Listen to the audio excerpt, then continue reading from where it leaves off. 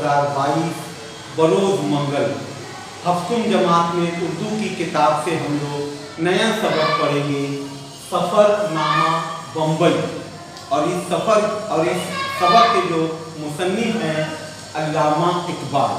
तमाम बच्चे फ़ौरन अपनी किताब निकालेंगे और सफ़ा नंबर 92 पर देखेंगे। बच्चों, हमेशा की तरह जब हम नया लेसन नया सबक पढ़ना शुरू करते हैं तो उस सबक में जो नए अल्फाज इस्तेमाल हुए हैं पहले हम लोग उसको देखते हैं। बच्चों, तो इस सबक में जो नए अल्फाज इस्तेमाल हुए हैं मैं उनको पढ़ता हूँ, मानी भी पढ़ता हूँ।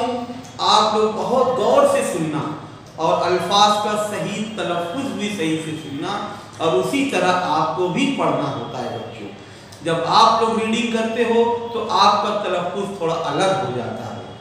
ठीक है बच्चों, किताब में भी देखेंगे, जिनके पास किताब नहीं है वो यहाँ बोर्ड पर देखेंगे।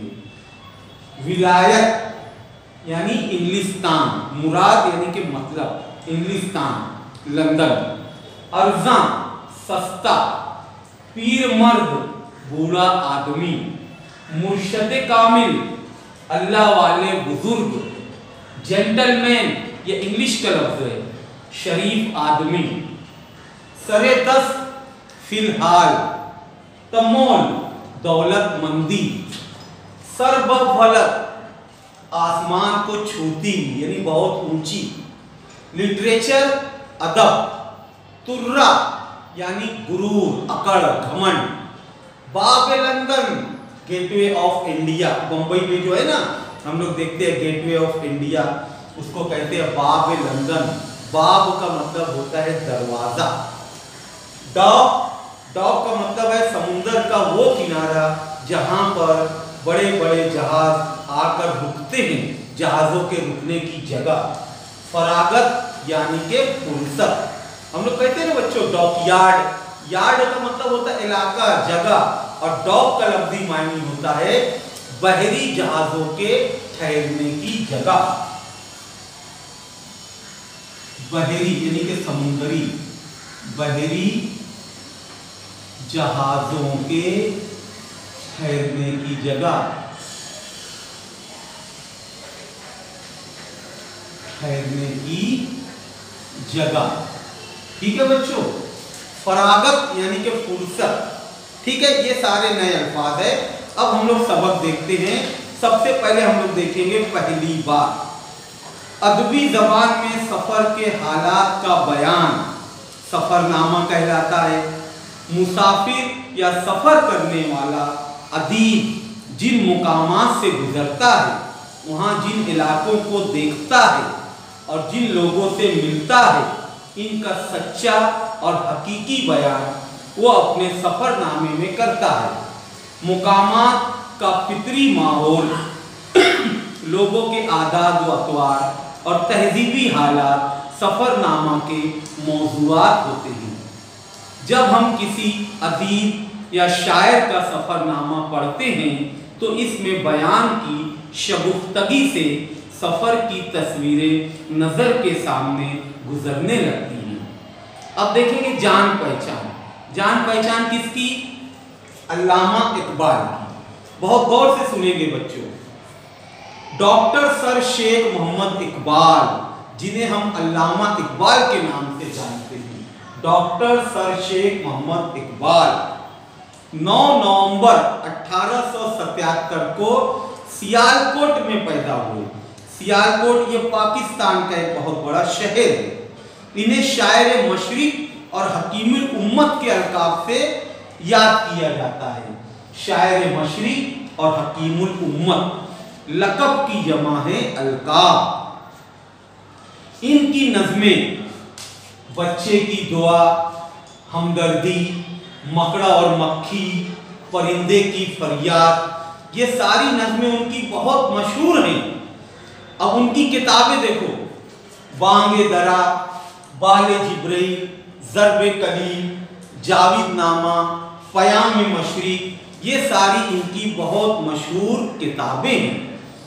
अल्लामा इकबाल ने अपनी शायरी के ज़रिए कौम को हरकत और अमल और खुदी की तालीम दी है। 21 अप्रैल 1938 को इन्होंने वफात पाई। यानी इनका इंतकाल हुआ 21 अप्रैल 1938 को, और पैदाइश कब हुई 9 नवंबर 1877 को। अल्लामा इकबाल ने अपनी जिंदगी में कई ममालिक के सफर किए।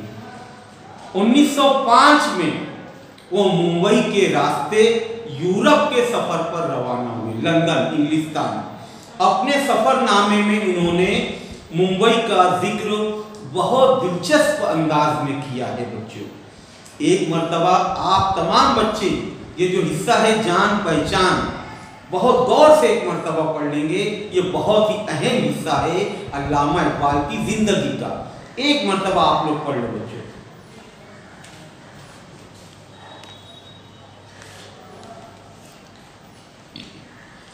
ठीक है, अब हम लोग सफर ये सबक शुरू करते हैं। तमाम बच्चे किताब में देखेंगे। पहली लाइन, 3 सितंबर की सुबह को दिल्ली में दोस्तों से रुखसत होकर मैं बंबई रवाना हुआ। पहले बंबई कहा जाता था, आज बंबई का नाम मुंबई है। और 4 को यानी 4 तारीख को खुदा खुदा करके अपने सफर की पहली मंजिल पर पहुंचा। रेलवे स्टेशन पर तमाम होटलों के टिकट मिलते थे, यानी वहां कयाम करने के लिए। मैंने इंग्लिश होटल में कयाम किया और तजुर्बे से मालूम किया कि ये होटल हिंदुस्तानी तलबा के लिए जो विलायत जा रहे हों, विलायत यानी कि इंग्लिस्तान जा रहे हों, निहायत मौजू है, यानी मुनासिब है, सही है। सबसे बढ़कर ये कि शहर के बाकी तमाम होटलों की निस्बत अर्जा है, यानी ये होटल सस्ता है।